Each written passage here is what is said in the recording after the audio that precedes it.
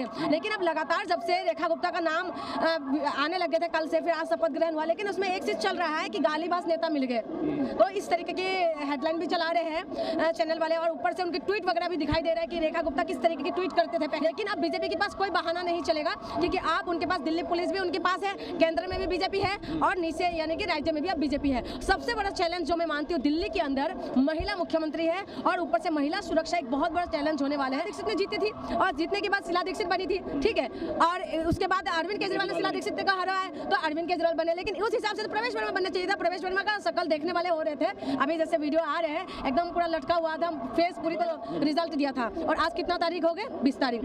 इस दिन के अंदर आपने कभी देखा कि किसी भी नेता आके सामने ये बोल रहा है कि मैं ही हूँ चीफ मिनिस्टर का पद का अधिकारी? इस तरीके की कोई बयान? अनुशासन है भारतीय जनता पार्टी, अनुशासन है, डर का माहौल है, उनको पता है अनुशासन, दोनों में से एक चीज बताना पड़ेगा।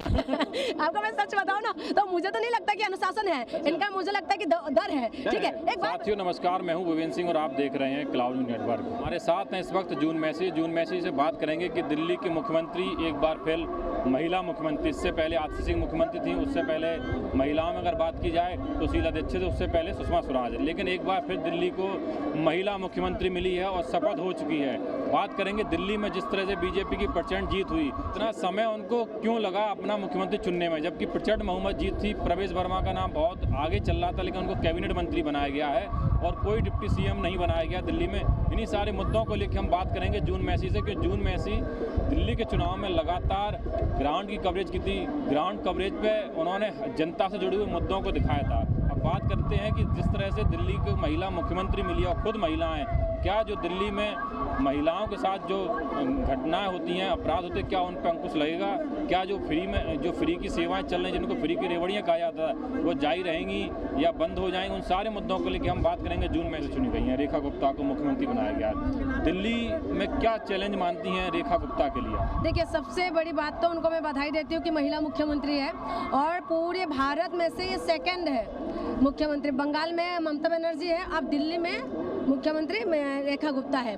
उनके लिए चैलेंज तो है, क्योंकि देखिए 27 साल के बाद आए हैं बीजेपी यहाँ पर, और अरविंद केजरीवाल खास करके एक ऐसा चेहरा था जिसको दिल्ली वालों ने अपना धड़कन बनाए थे और लगातार वो जीतते जा रहे थे। 70 में से 67, फिर 70 में से 63, इस तरीके से सीट लेते 64 सीट लेके जिस हिसाब से वो जीत रहे थे। और इसके बाद जब अब वो 22 सीट पे आ गया, लेकिन जो रेखा गुप्ता वो खुद भी नहीं सोच रही होगी कि मतलब पहली बार विधायक और पहली बार मुख्यमंत्री बन गए, वो पहले भी नहीं सोच पा रहे होंगे कि मैं कैसे बन गई। तो लेकिन ये बहुत बड़ी बात है। बीजेपी में एक चीज अच्छा है, देखिए मैं बीजेपी के नीतियों का विरोध हमेशा करते आए हूँ, लेकिन जो उनका एक छोटी से छोटी कार्यकर्ता को मौका देते हैं, जैसे मोहन यादव का हमने देखा है, अब रेखा गुप्ता का देखा है, तो तमाम नेताओं को इन्होंने मौका देते हैं, इसमें कोई वो नहीं है। लेकिन अब लगातार जब से रेखा गुप्ता का नाम आने लगे थे, कल से फिर आज शपथ ग्रहण हुआ, लेकिन उसमें एक चीज चल रहा है कि गालीबाज नेता मिल गए, तो इस तरीके की हेडलाइन भी चला रहे हैं चैनल वाले, और ऊपर से उनके ट्वीट वगैरह भी दिखाई दे रहा है कि रेखा गुप्ता किस तरीके की ट्वीट करते थे पहले और किस तरीके के उनका लैंग्वेज थे लिखने का। जैसे जेएनयू का एक वीडियो वायरल हो रहे थे कि जेएनयू के ऊपर बोल रहे थे कि ये तो बंद हो जाना चाहिए, तो तमाम वीडियो वायरल हो रहा है। लेकिन अब वो पुरानी बात थे, अब फिलहाल कुछ ट्वीट तो वो डिलीट कर रहे हैं। लेकिन कुल मिला के अगर मैं कहूँ कि पहले की बातें अगर हम भुला दें और आज अगर वो नया वो शुरू कर रहे हैं मुख्यमंत्री के हिसाब से, दिल्ली के अंदर सबसे बड़ा चैलेंज होने वाला है महिला सुरक्षा को लेकर, क्योंकि अब तो कोई बहाना नहीं चलेगा। अब बीजेपी के पास कोई बहाना नहीं है, क्योंकि क्या है, पहले जो आम आदमी पार्टी थे उनके पास दिल्ली पुलिस थे नहीं, लॉ एंड ऑर्डर थे नहीं, और दूसरी बात ये थे कि हर काम में एलजी जो है, एलजी के ऊपर कानून लेकर, दिल्ली सरकार के लिए कानून लेकर बहाना लगाते थे, वो सारी एलजी रोकते थे, ये बोलते थे। लेकिन अब बीजेपी के पास कोई बहाना नहीं चलेगा, क्योंकि आप उनके पास दिल्ली पुलिस भी उनके पास है, केंद्र में भी बीजेपी है और नीचे यानी कि राज्य में भी अब बीजेपी है। सबसे बड़ा चैलेंज जो मैं मानती हूँ, दिल्ली के अंदर महिला मुख्यमंत्री है और ऊपर से महिला सुरक्षा एक बहुत बड़ा चैलेंज होने वाले हैं। उम्मीद है कि अच्छा करेंगे, क्योंकि देखिए शीला दीक्षित की टाइमिंग में 2012 में कितना बड़ा कांड हो गया था, निर्भया कांड। तो पूरे जनता हो या आम पब्लिक नेता से लेकर सब लोगों ने उनको घेरा था और उसके बाद उनको जवाबदेही करना पड़ा और उसके बाद ही आपको पता है अरविंद केजरीवाल ने सत्ता ले लिए थे। लेकिन अब जो है बीजेपी के पास रेखा गुप्ता एक तो महिला चेहरा है, महिला मुख्यमंत्री है पहले, खैर इनके पास डिप्टी चीफ मिनिस्टर तो है, लेकिन जो चीफ मिनिस्टर है और रेखा गुप्ता पहली है। तो अब ये देखना होगा कि क्या कुछ ये करने वाले हैं और उम्मीद है कि अच्छा होगा। लेकिन अब जब तक कार्यभार नहीं संभाल रहे, अभी तो संभालना शुरू किया है, आगे आगे होगा कि क्या होगा। सबसे बड़ा चैलेंज है कि 2500 रुपये, क्योंकि महिला इंतजार कर रहे हैं, दिल्ली की महिला की 2500 रुपये कब मिलने वाले हैं। जैसा कि आपने 2500 रुपये की बात कही, रेखा गुप्ता पहली बार विधायक बनी, राजस्थान में भी यही हुआ कि भजन लाल शर्मा पहली बार विधायक बने, उनको मुख्यमंत्री बना दिया। नरेंद्र मोदी जी के साथ भी ऐसा ही हुआ था कि नरेंद्र मोदी जी पहली बार विधायक बने और पहली बार विधायक बन रहा मुख्यमंत्री और आज प्रधानमंत्री हैं। क्या मानती हैं कि पहली बार में जो महिला शासन का अनुभव नहीं है, शासन चलाने का अनुभव नहीं है, तो ये जो अनुभव नहीं है इसको लेके क्या लगता है कि रेखा गुप्ता सही से काम कर पाए, क्योंकि अनुभव होना बहुत जरूरी है किसी भी काम को लिए। लेकिन इनका जो है ये निगम पार्षद रही है, निगम पार्षद रही है पहले भी। अभी एक वीडियो वायरल भी हो रहा है जिसमें माइक तोड़ते हुए नजर आ रहे थे।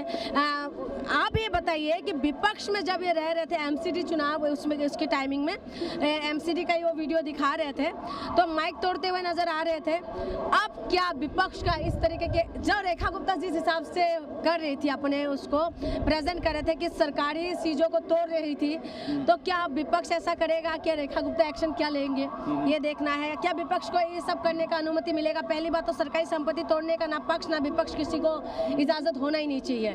दूसरी बात यह है कि इनको अनुभव तो नहीं है, लेकिन बीजेपी है, ठीक है। और बीजेपी का तो शुरू से ये रहा काम करे ना कैबिनेट अनुभवी है इनकी, कैबिनेट। और सबसे बड़ी बात एक बात बताइए, रेखा गुप्ता को अब सब कह रहे कि गालीबाज नेता है, मुख्यमंत्री मिल गए हैं, लेकिन प्रवेश वर्मा से बहुत उम्मीद थे कि मुझे भी लग रहा था कि प्रवेश वर्मा ही बनेंगे, क्योंकि प्रवेश वर्मा एक तो मुख्यमंत्री, उनका पिता मुख्यमंत्री रहा, फिर उसके बाद प्रवेश वर्मा ने जो मौजूदा हमारे चीफ मिनिस्टर थे अरविंद केजरीवाल है ना, उनको हराया। तो उसी हिसाब से तो प्रवेश वर्मा बनना चाहिए था, लेकिन बीजेपी है। मतलब जो नई दिल्ली जो सीट जीतता है मुख्यमंत्री आता है, वो वाला मेथड तोड़ दिया। अब देखिए शीला दीक्षित ने जीती थी और जीतने के बाद शीला दीक्षित बनी थी, ठीक है, और उसके बाद अरविंद केजरीवाल ने शीला दीक्षित का हराया तो अरविंद केजरीवाल बने, लेकिन उस हिसाब से तो प्रवेश वर्मा बनना चाहिए था। प्रवेश वर्मा का शकल देखने वाले हो रहे थे, अभी जैसे वीडियो आ रहे हैं एकदम पूरा लटका हुआ था फेस पूरी तरीके से। तो क्या माना जाए कि प्रवेश वर्मा इस चीज को लेके आगे भी मुसीबत खड़ी कर सकते हैं क्या? देखिए मुसीबत तो खड़े कर सकते हैं, लेकिन बीजेपी का मैनेजमेंट है ना, मैनेजमेंट के अभी तक आपने कभी सुना है कि बीजेपी के बीच इस तरीके की बगावत हो रहे हैं? क्योंकि उनको पता है कि नहीं तो सारी फाइल खुलना शुरू हो जाएगी। ये सारी चीजें बीजेपी में इतना अच्छा मैनेजमेंट है और पार्टियों में आखिर क्या वजह मानते हैं कि और पार्टियां इस तरह का जो मैनेजमेंट क्यों नहीं कर पाती, क्या वजह मानते हैं? देखिए सबसे बड़ी वजह यही है, बीजेपी इतना मजबूत होने का मेन कारण यही होता है कि विपक्ष कमजोर है। और दूसरी बात, जो भी कुछ ना कुछ नेता कुछ ना कुछ काम करके रखते हैं। हर एक नेता की अगर आप प्रोफाइल को देखेंगे तो आपको पता चलेगा कि कितना नेताओं के पास कितना एफआईआर हो रखा है, कितना कुछ है, सारी चीजें हैं। और जो बीजेपी है ये ज्यादातर खुदाई करने में तो उस्ताद है। तो प्रवेश वर्मा अगर बगावत करे, कोई भी नेता अगर बगावत करे तो फिर खुदाई शुरू हो जाएंगे। उनका खुदाई होता है, ईडी सीबीआई सब कुछ तो उन्हीं के पास में है, तो फिर क्यों बगावत होगा? आप मुझे बताइए, हेमंत बिस्वा शर्मा के ऊपर कितना बड़ा आरोप थे, ठीक है, घोटाले के आरोप थे। शुभेंद्र अधिकारी के ऊपर थे, आपका मुंबई वॉशिंग मशीन में जाते। हाँ, वही कह रही हूँ, आप यही कहना चाह रहे हैं? हाँ, मेरे कहने का मतलब वही है, जब होता है आसाम के चीफ मिनिस्टर है, बंगाल का प्रभारी है वो शुभेंद्र अधिकारी, तो ये सारी चीजें देखते हुए मुझे ये लग रहा है कि बगावत तो नहीं होते, क्योंकि इनको पता है कि बगावत करेंगे तो सब कुछ फाइल खुला जाएगा। लेकिन देखने वाली बात यह है कि बीजेपी के अंदर अभी ये देखिए 10 दिन हो गया होगा, मैं 8 तारीख को रिजल्ट दिया था और आज कितना तारीख हो गए? 20 तारीख। इस दिन के अंदर आपने कभी देखा कि किसी भी नेता आके सामने ये बोल रहा है कि मैं ही हूँ चीफ मिनिस्टर का पद का अधिकारी? इस तरीके की कोई बयान? अनुशासन है भारतीय जनता पार्टी, अनुशासन है, डर का माहौल है, उनको पता है या अनुशासन, दोनों में से एक चीज बताना पड़ेगा। आपको मैं सच बताऊं ना तो मुझे तो नहीं लगता कि अनुशासन है। अच्छा। इनका मुझे लगता है कि डर है, ठीक है। एक बात बताइए, अगर गाली के ऊपर ही बात होता तो प्रवेश वर्मा कौन सी पीछे थी? बिधुरी तो सबसे आगे थे, बिधुरी वहां से हार गए, ठीक है, लेकिन दिल्ली वालों को भी ये सोचना था भाई बिधुरी को भी जिता देते, बिधुरी कौन सी पीछे थे? बिधुरी हार गए, फिर उसके बाद आपका प्रवेश वर्मा जीत गए। कपिल मिश्रा कपिल मिश्रा वो भी इस रेस में आगे थे, लेकिन ये नहीं पता कि रेखा गुप्ता ही चीफ मिनिस्टर बन गए। तो ये होगा कि इनके इस अनुशासन को तो मैं नहीं मानती हूँ, लेकिन हाँ डर है, जरूर है। अच्छा, महिलाओं के मुद्दे को किससे देखते हैं? जैसे आपने कहा कि महिला सुरक्षा का एक रेखा गुप्ता सामने बहुत बड़ा चैलेंज है। अरविंद केजरीवाल सरकार थी, दिल्ली में महिलाओं को बस में फ्री सुविधा मिल रही है जी। तो क्या लगता है वो चीज़ें अब जारी रहेंगी? इनकी जो इन्होंने वादा किया था, वादा यही किया था कि हम सारी चीजें कंटिन्यू रखेंगे। जो जन सुविधा, पहले तो बोला था फ्री की रेवरी, फिर इसका थोड़ा सा मॉडिफाई कर देते। इनका यही तो टेक्निक है, बीजेपी के अंदर कलाकारी यही है कि थोड़ा सा चेंज कर देते, सुविधा जन सुविधा बता दिया, और उन्होंने यही बोला था कि सारी सुविधा हम जारी रखेंगे। तो देखना होगा, क्योंकि अभी अगर हम कुछ बोल दे तो बहुत जल्दबाजी हो जाएंगे, क्योंकि आज ही इंतजार करना पड़ेगा। तो अभी जो न्यूज आ रहे हैं उसमें तो ये आ रहा है कि 2500 रुपये महिला को देने का, उसके ऊपर बात हो रहा है, आयुष्मान योजना के ऊपर बात हो रहा है। तो तमाम चीजें हैं, लेकिन मुझे जितना समझ में आते हैं बीजेपी को, जितना मैं समझ में, क्योंकि जब से मैं राजनीति समझ में आया तब से मैं केंद्र में बीजेपी को देखा और इधर अपना अरविंद केजरीवाल को देखी थी दिल्ली के अंदर, राज्य की बात करें तो जितना समझ में आया, ये लोग जितना वादा करते इतना पूरा तो करते नहीं है। लेकिन अब क्या पता कि दिल्ली इनको मिला है 27 साल के बाद, तो शायद कर दे। मतलब दिल्ली में कोई बहाना नहीं चलेगा, एलजी भी उनका है, केंद्र में सरकार उनकी है, राज्य में सरकार उनकी है, अब कोई बहाना नहीं, कोई बहाना नहीं, क्योंकि देखिए एलजी उनकी काम कर दिखाना होगा। अब काम करके, और इनको बहुत अच्छा मौका मिला है काम करने का, क्योंकि दिल्ली में 27 साल के बाद आना एक बहुत बड़ी बात है। और जब 27 साल के बाद वो आए हैं तो इनको एक मौका मिला है कि अच्छे से अच्छा करके दिखाए, क्योंकि देश की राजधानी है दिल्ली, और दिल्ली जब देश की राजधानी है तो राजधानी के अंदर क्या होता है तो सारे लोग देखते हैं। तो अभी मुझे जितना लगता है कि इनके पास एक बहुत बड़ा मौका है कि अच्छा काम करके दिखा सकते हैं। और दूसरी बात यह है कि ये अब ये होगा कि क्या कुछ करने वाले, क्योंकि पुलिस इनका, एलजी उनकी, सब कुछ उनका है, सब कुछ उनका, ऊपर से लेकर नीचे तक सब उन्हीं का है। तो आप किस तरीके से डबल इंजन चलने वाले हैं ये तो देखना होगा। तो इसलिए हमें इंतजार करना पड़ेगा। अभी कुछ बोल देंगे तो जल्दबाजी हो जाएंगे। रेखा गुप्ता महिला है, खास करके महिला सशक्त के लिए, महिला की मजबूती के लिए, महिला सेफ्टी के लिए क्या कुछ करने वाले हैं ये देखना है, और इसीलिए तो हमें इंतजार करना ही पड़ेगा, क्योंकि जल्दबाजी ज्यादा करना सही नहीं है। क्या लगता है कि विपक्ष में जो आम आदमी पार्टी है, आम आदमी पार्टी जब से चुनाव हारे हैं नेता गायब से हो गए हैं, क्या लग रहा है कि मतलब क्या अभी तक मतलब सदमे से बाहर निकले हैं कि निकले कि नहीं निकले, क्या लगता है? देखिए गायब हो गया, बिल्कुल ही आप सही बोल रहे हैं। अब देखिए इनको बाहर आना चाहिए, है ना। आतिशी है, प्रेस कॉन्फ्रेंस करती है, लेकिन बाकी जो अरविंद केजरीवाल खास करके, पहले मैंने उनका एक ही वीडियो देखा जिस दिन रिजल्ट दिया, उसके बाद तो उनका कुछ भी नहीं दिखाई दे रहा है, ठीक है। लेकिन आप विपक्ष का नेता है, आप दिल्ली के अंदर जो 22 विधायक आपका है, और इसमें से आप, खैर उनका अपना सीट भी उन्होंने हार चुके हैं, लेकिन वो मेन चेहरा तो वही है ना। तो उनको बाहर आना चाहिए, जनता से बातचीत करना चाहिए, कुछ ऐसी चीजें करते रहना चाहिए जिससे जनता को लगे कि हाँ भाई एक्टिव है, लेकिन बिल्कुल ही नहीं दिखाई दे रहे हैं। और उनका जो नेता है वो भी नहीं दिखाई दे रहे। वो सौरभ को दिखाई दिया तो सौरभ भारद्वाज जो है वो क्या करे, बेरोजगारी नेता करके यूट्यूब चैनल खोला, उसमें बताते रहते हैं, लेकिन जिस तरीके से जमीन पे नहीं दिखाई दे रहा, शायद उनको ये उम्मीद नहीं थी। और खुद मैं भी ये बता रही थी, क्योंकि ग्राउंड जीरो में मैं थी। उनकी हार का यही सबसे बड़ा कारण तो नहीं कि उनको जो उम्मीद नहीं थी कि हवाई रहते थे, जमीन जो जनता जो कनेक्शन था वो कनेक्शन वो कट चुका था। जनता से कनेक्शन नहीं कटा था, क्योंकि जनता के बीच में मैं थी। मैं आपको पहले भी बोली थी और आज भी बोल रही हूँ, जिस हिसाब से जीतना चाहिए था उस हिसाब से उन लोग नहीं जीते। इतना सीट तो मैं बीजेपी को दे रही थी और इतना सीट मैं आम आदमी पार्टी को दे रही थी, लेकिन उल्टा हो गया।